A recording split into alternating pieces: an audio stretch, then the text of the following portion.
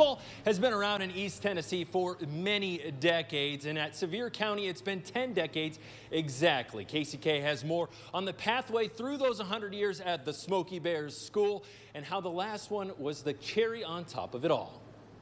For them to have this opportunity in the 100th year, how special do you think that is? That's pretty darn special, isn't it? Class 5A state champion, the Smoky Bears.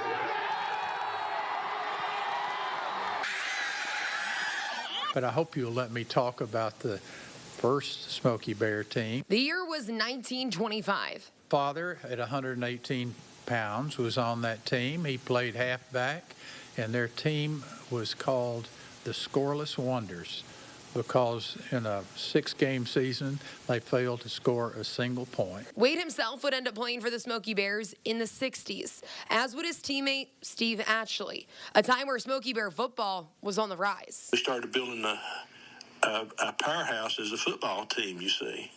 And everybody want to be a part of that. Of course, we only had like 35, 40 ball players. Each year, like we went 10-0, 9-1-1, 9-2. The players that came through in the 60s were onto something special. At that time, there was no state title game, just the Knoxville Interscholastic League Championship, which was everything. The Smoky Bears won it in 1963 and 64. Here's a team out of Sevierville, which is 30 miles away. We were outcast, and we had to prove to them that we belonged there.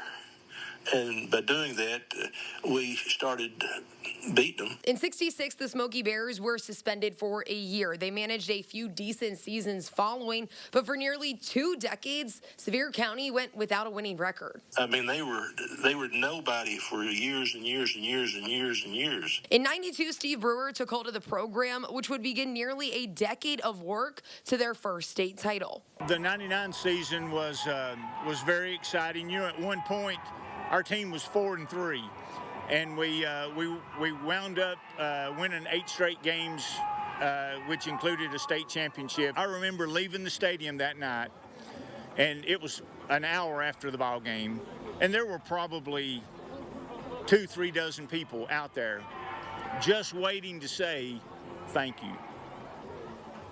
We've been waiting all of our lives for this. 16 years later, the Smoky Bears found themselves with a chance to do it all again in 2015, but were crushed in the state title game. Fast forward to this year, when in the 100th season of Smoky Bear football, the team had a chance to go undefeated and win it all. And they did.